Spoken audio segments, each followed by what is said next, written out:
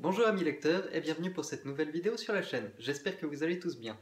Aujourd'hui, un petit parlons livre parce que ça fait très longtemps que je ne vous ai pas présenté mes dernières lectures. Il y aura par conséquent 7 romans et 2 mangas que j'ai envie de vous présenter, rien que des lectures que j'ai beaucoup appréciées. Allons-y tout de suite.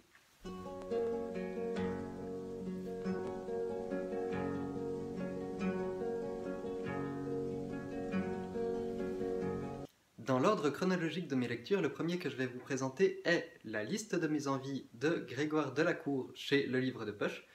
Il s'agit de l'histoire de Jocelyne, une femme tout à fait ordinaire vivant à Arras, qui a réussi sa vie plus ou moins avec ses hauts, ses bas, et qui aujourd'hui se sent stable dans sa vie. Elle a une mercerie, elle a des enfants qui font des études, qui mènent leur vie, elle a un mari avec qui ça n'a pas toujours été tout rose, mais avec qui elle a quand même une relation très profonde. Et un jour, alors qu'elle n'a rien demandé, et qu'elle tente sa chance comme ça totalement au hasard, elle se rend compte qu'elle a gagné 18 millions d'euros à l'euro million.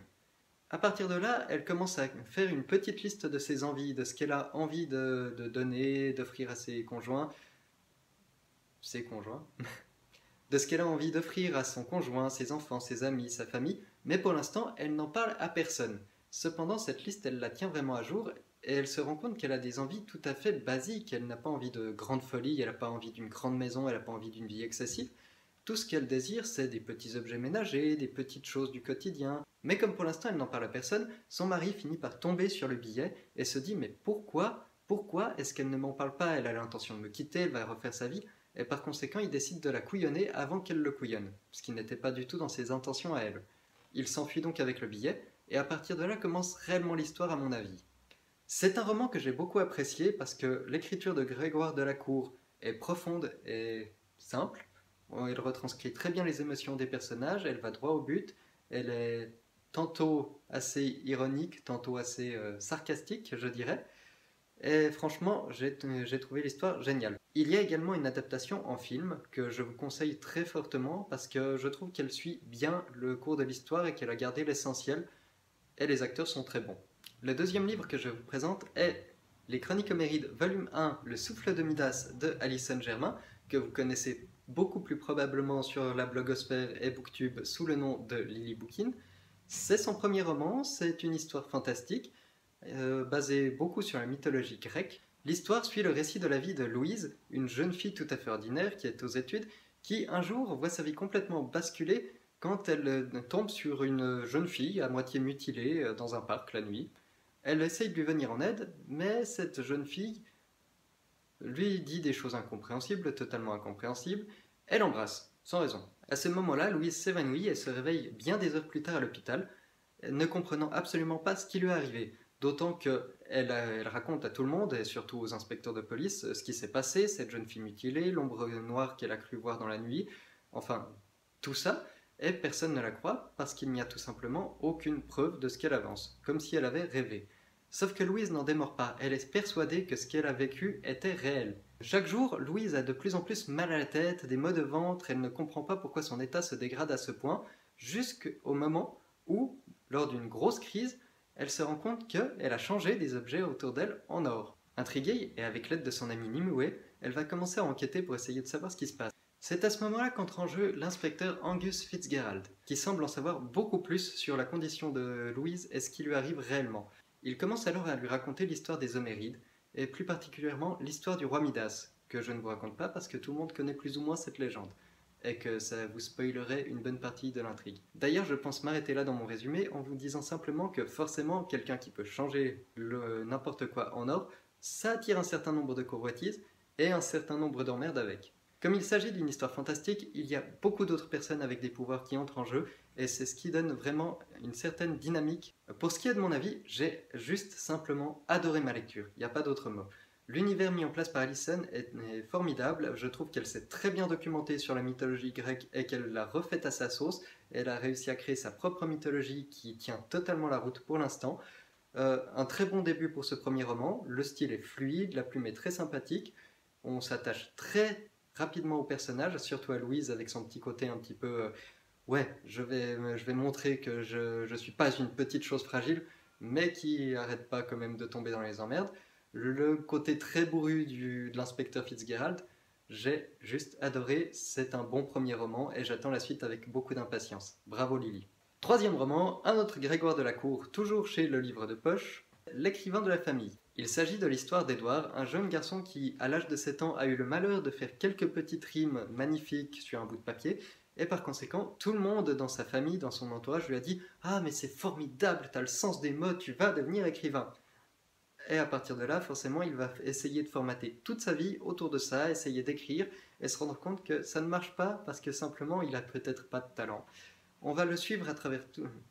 On va le suivre à travers une grande partie de sa vie, de sa jeunesse au pensionnat, de ses études qui ont complètement foiré, de son mariage à l'arrache avec une fille qui le valorisait en lui disant « Oh oui, tu seras un écrivain » et qui lui donnait autant de sexe qu'il voulait en le complaisant dans son idée. On va le suivre aussi dans le fait qu'il va bien devoir à un moment trouver un boulot alimentaire, en l'occurrence dans la publicité, et là effectivement il va particulièrement briller parce qu'il a un certain sens des mots malgré tout. Ce roman est juste une histoire humaine qui raconte comment est-ce que le regard des autres peut essayer de formater toute notre vie et nous pousser dans une voie qui n'est pas forcément la nôtre, ou nous mettre tellement la pression qu'on n'arrive pas à se révéler à soi-même. C'est une lecture que personnellement j'ai beaucoup appréciée, moi également jeune auteur en recherche de soi-même, et en recherche de savoir exactement où je vais avec l'écriture. Je me suis beaucoup retrouvé dans le personnage d'Edouard, même si ma vie est totalement différente de la sienne, et par conséquent, je suis rentré dans l'histoire, je me suis attaché à lui, je l'ai suivi dans ses déboires. On retrouve dans ce roman l'écriture de Grégoire de la Cour que je trouve particulièrement belle, profonde et avec un cynisme infini sur certains passages.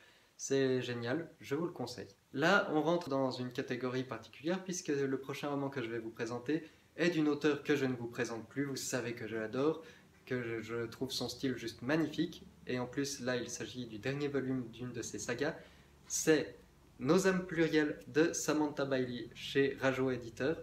Dans ce troisième et dernier volet de cette saga, nous retrouvons nos deux amies éternelles, Lou et Sonia, alors qu'elles commencent leur première année à la faculté pour Sonia et à l'école des Gobelins pour Lou, et qu'elles se cherchent. Parce que là, c'est la première année dans une vie un peu plus adulte, elles sont majeures, elles peuvent s'ouvrir, en plus elles sont dans la capitale, elles doivent découvrir... oui, elles doivent se découvrir elles-mêmes. Nous retrouvons nos deux héroïnes quasiment là où on les a laissées dans le volume précédent, puisque ça reprend à la suite. C'est-à-dire que, ce qui est génial, on peut continuer à poursuivre leur évolution psychologique des deux volumes précédents. Sonia est toujours traumatisée par sa rupture amoureuse, est dans l'attente d'une réponse positive ou négative pour son roman Mandala, dans lequel elle met beaucoup d'espoir.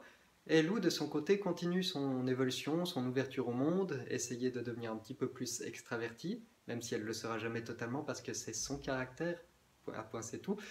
Et elle se fait des amis, elle s'ouvre petit à petit à une éventuelle romance.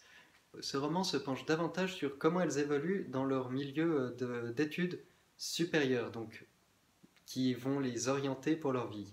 Et c'est à ce moment-là que beaucoup de réflexions se passent, beaucoup de choix se passent, et je trouve que ce roman aborde ce passage de la vie d'adolescent lycéenne au passage de la vie d'étudiante de manière très douce et très simple. Encore une fois, avec la plume magnifique de Samantha Bailey, je ne vais pas m'étendre une fois encore là-dessus, vous savez ce que j'en pense, j'adore son style, j'adore son écriture, j'adore ses personnages et ses romans. Vous vous en doutez sûrement, ce volume, je l'ai adoré, surtout que Lou et Sonia, ce sont ces personnages que je crois je préfère de tous les romans que j'ai pu lire d'elle. Et là, c'est un petit peu un brise-cœur de savoir que c'est le dernier volume, mais en même temps, on les laisse avec l'avenir devant elles, et ça, c'est juste merveilleux. Donc, je sais que c'est des personnages de fiction, mais je leur souhaite tout le meilleur pour ce qui se passera au-delà des mots laissés par l'auteur. Réellement. Autre saga terminée, toujours de Samantha Bailey, il s'agit de Indéterminé, le dernier volume de la saga Les Stagiaires, chez J.C. Lattès. Dans ce dernier volume, nous retrouvons Ophélie, notre personnage principal, 5 ans après la fin de À durée déterminée, et qui est devenue depuis directrice de la communication chez Pixis, cette grande entreprise leader du monde de l'amusement et du visuel. Nous retrouvons également Arthur Mareuil, autre personnage narrateur du premier volume, qui a fait son petit bout de chemin de son côté et se fait réengager chez Pixis, toujours à la gestion, au moment le plus inapproprié qui soit, puisque Pixis s'est fait racheter par une grosse entreprise américaine et que ça fusionne, ça change de bâtiment, et tout ce qu'on connaissait de l'entreprise, tout ce petit côté jeune, dynamique, fun, disparaît. parce que voilà, c'est maintenant dans des nouveaux locaux, des nouveaux bureaux, et toutes les règles du jeu ont changé pour des gros bonnets du business. Il n'y a plus rien d'humain dans cette entreprise à partir de ce volume. L'histoire va donc suivre Ophélie et de la manière dont elle va se rendre compte que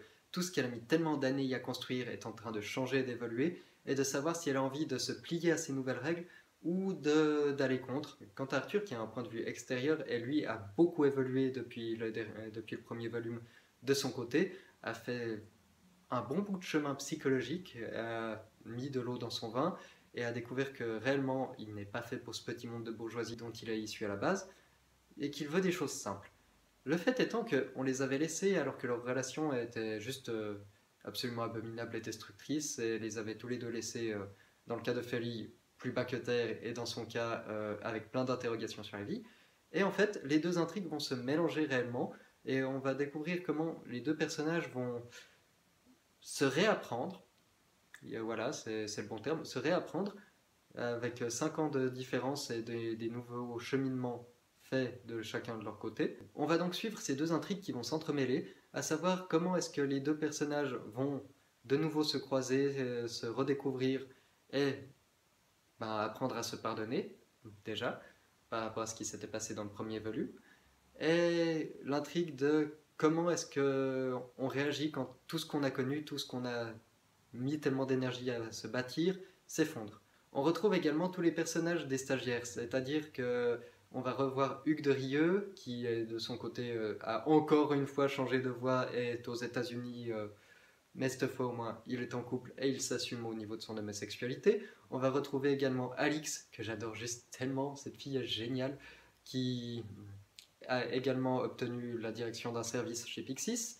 On va aussi retrouver Vincent, qui a refait sa vie de son côté et a des gamins et un gamin. Donc on se rend compte que c'est peut-être lui qui au final a la vie la plus posée de tous. On va aussi réentendre parler de celle dont je ne me rappelle absolument pas du nom. La fille qui était au service marketing, il me semble. Je sais plus son nom. Enfin bref. Le roman nous apportera également une fin plus ou moins concluante pour le personnage de Samuel du volume précédent. Ça, je ne vous la raconte pas, j'ai pas envie de vous spoiler. Et d'ailleurs, je crois que je vais arrêter là de raconter davantage ce livre, parce que j'ai pas envie Voilà. Une chose m'a vraiment beaucoup plu, c'est qu'on revoit Lou et Sonia dans ce roman, parce qu'elles ont signé avec Pixis pour leur bande dessinée en commun. Et voilà, elles ont droit à une suite au-delà de leur roman, et juste merci Samantha pour ça, parce que voilà, c'est mes personnages préférés, c'est mes petites chouchous. Ne me demandez même pas ce que j'ai pensé de ce roman, parce que la réponse me paraît très claire. J'ai adoré ce roman, je l'ai dévoré, je trouve que c'est peut-être le plus mature de toute la saga qu'elle a écrite. C'est celui qui réellement offre une conclusion à tous les personnages, tout en nous laissant une fin ouverte que vous verrez vous-même. Mais voilà, j'ai adoré. Merci d'avoir conclu ta saga de cette manière, merci réellement. Ensuite, je vous présente L'appartement témoin, le tout premier livre de Tatiana de René, chez Le Livre de Poche également. Histoire dans laquelle nous suivons un homme de la cinquantaine qui est divorcé, a une fille de 19 ans aux études, et qui décide d'acheter un appartement, mais pas n'importe lequel, il veut absolument l'appartement témoin qu'il a vu dans la construction où il décide d'habiter. Il ne sait pas pourquoi, mais cet appartement l'attire particulièrement. Pourtant, une fois qu'il a emménagé dedans, il se sent oppressé, il y a quelque chose qui ne lui va pas, il va voir son médecin, qui lui dit « ouais, vous êtes peut-être en surmenage au niveau du travail », enfin, son état ne s'arrange pas, et toutes les nuits, il commence à rêver d'un long couloir comme ça, où il entend une musique particulière, et quand il arrive enfin au bout du couloir, qui pousse la porte, il se retrouve nez à nez avec une femme qui joue du piano et une petite fille, et intrigué par ce personnage, parce que c'est un rêve récurrent qui revient tout le temps, oui, c'est le principe du mot récurrent, et intrigué par cette apparition, cette femme, il va essayer de savoir ce qui lui arrive, de se renseigner, quitte à passer pour un grand malade mental auprès de sa famille, de ses amis. La seule personne qui semble le croire plus ou moins, c'est sa fille, qui va d'ailleurs l'aider à se renseigner. Et de fil en aiguille, il va découvrir que c'est pas juste un délire de son imagination. Cette femme a existé. Il va découvrir qui c'est, son histoire, qui est sa fille, l'histoire tragique de cette femme qui était une cantatrice et qui malheureusement a mal fini, voilà. Et puis il va se mettre en quête de retrouver la fille de cette femme parce qu'il en tombe amoureux. Logique. Il va poursuivre cette femme, ce qui va le mener de sa petite vie parisienne à New York où il va vivre plusieurs mois avec sa fille parce que voilà, elle parle bien anglais et lui pas, et puis que voilà, il sait que la fille qu'il recherche a été mannequin à New York. Il va ensuite découvrir que finalement elle habite à Londres, donc il va essayer de la retrouver à Londres. Il va découvrir que cette femme a depuis eu un enfant, s'est mariée, le mec est mort, donc ça lui laisse l'espoir. Et finalement, il va se retrouver à Venise, où il va découvrir la leçon de l'histoire, la conclusion. Donc j'en dis pas plus. J'adore toujours autant l'écriture de Tatiana de René, parce que c'est profond, j'adore le principe qu'elle ne donne pas les noms complets des personnages, que très souvent elle met juste une initiale avec un point et que ça permet par conséquent de mieux s'imaginer l'histoire. L'intrigue était très intéressante, je trouvais, même si au début j'ai eu un petit peu de mal parce que je me suis dit, mais où est-ce qu'elle essaie de nous amener en fait? Et puis tout à coup, au milieu du roman, il y a un cassage avec la continuité, parce on se dit, mais c'est en train de partir sur une enquête sur l'histoire de cette femme qui était cantatrice, et tout à coup, ça part en espèce de road movie à la recherche de la fille cachée. Donc, c'est vrai que ça a été surprenant, et puis c'est comme si on avait deux romans dans un roman, ce qui est très bizarre, mais c'était... Ouais, j'ai bien aimé quand même. On retrouve dans ce premier roman tout ce qui fait Tatiana Drenay, c'est-à-dire sa passion pour tout ce qui est du psychologique, ce côté très mémoire des murs, tout ce que le passé peut marquer dans le présent et de comment est-ce qu'une petite chose peut influencer totalement la vie.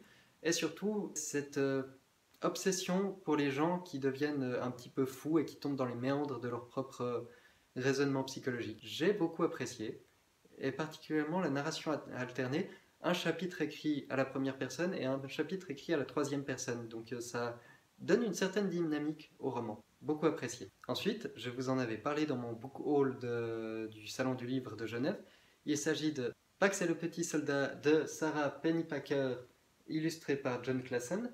Il s'agit donc de la magnifique histoire d'amitié entre Peter, un petit garçon, et Pax, son renard qu'il a adopté quand il était tout petit parce que la mère était morte.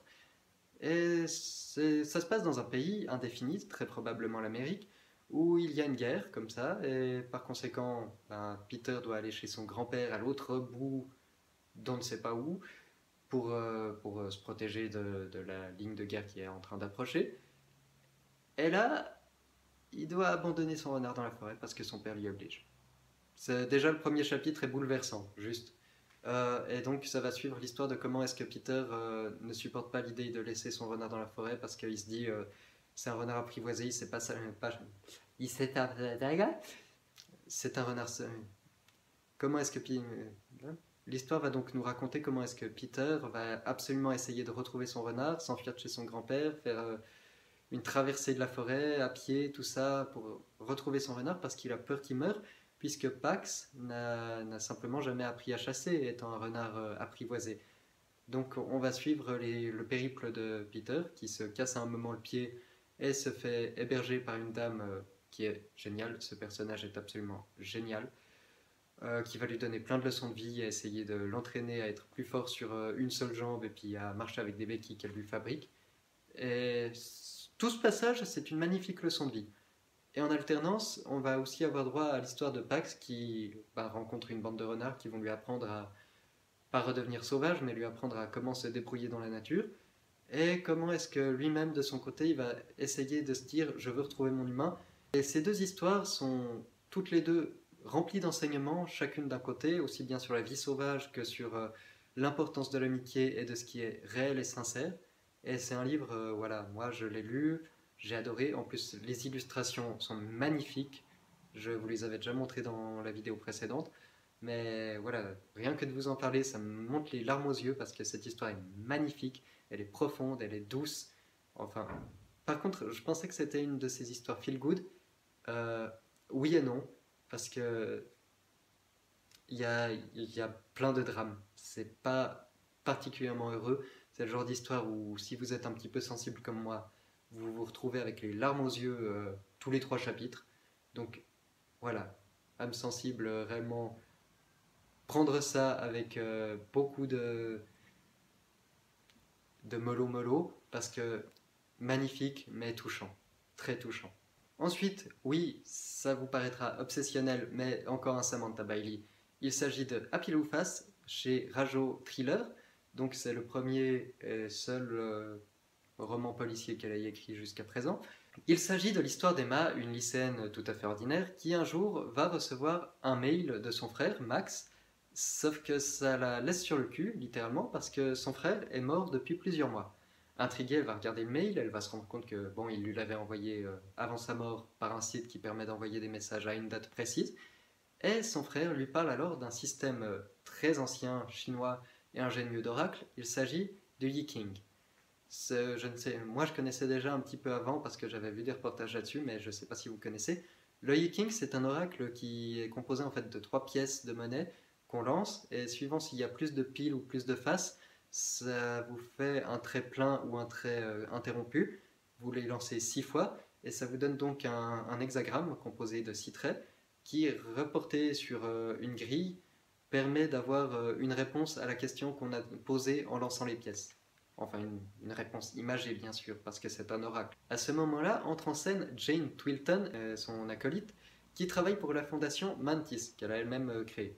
Mantis est donc une organisation un petit peu paragouvernementale, on dira, qui travaille à prédire l'avenir avec tous les oracles possibles et imaginables, donc le tarot, le Yi-King en question, et plein d'autres choses, et à laquelle le frère de Emma, donc Max, était lié visiblement.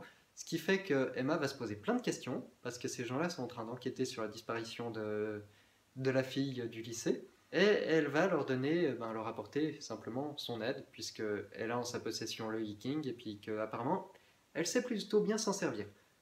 Je m'arrête là, toute l'histoire va découler à partir de là et de la manière dont elle va se servir du Yi-King, donc, pour essayer de retrouver cette fille. Et comme le roman est assez court, je n'ai pas envie de vous gâcher la surprise. Au niveau de mon avis, franchement, je vous dirais que pour un style qu'elle n'a jamais fait avant et qu'elle n'a pas refait depuis, Samantha Bailey s'en sort très bien avec le style thriller. Alors c'est pas un roman aussi sombre et profond que peuvent l'être d'autres thrillers du genre La fille du train ou ce genre de choses, mais franchement, ça se défend totalement.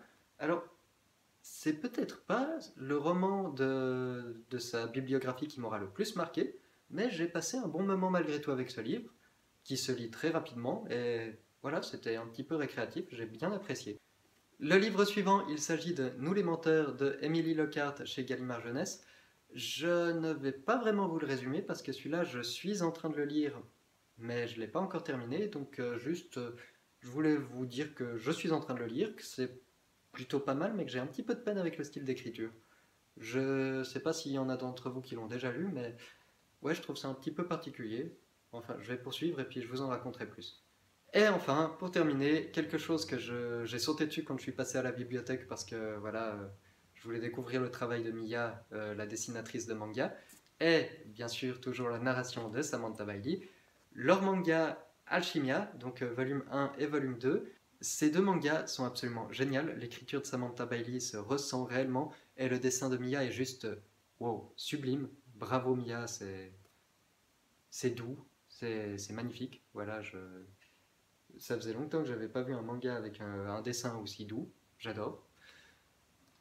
Mais je ne vais pas développer davantage sur cette vidéo parce que déjà elle est longue et que de deux, je veux garder ça pour un épisode spécial parlant manga, donc je vous le développerai davantage à ce moment-là. Voilà, cher ami lecteur, cette update lecture est désormais terminée. J'espère que je vous ai fait des envies livresques, ou en tout cas que je vous ai fait découvrir de nouvelles choses. En attendant, je vous dis à très bientôt pour une prochaine vidéo. Portez-vous bien, ayez de belles lectures. Ciao!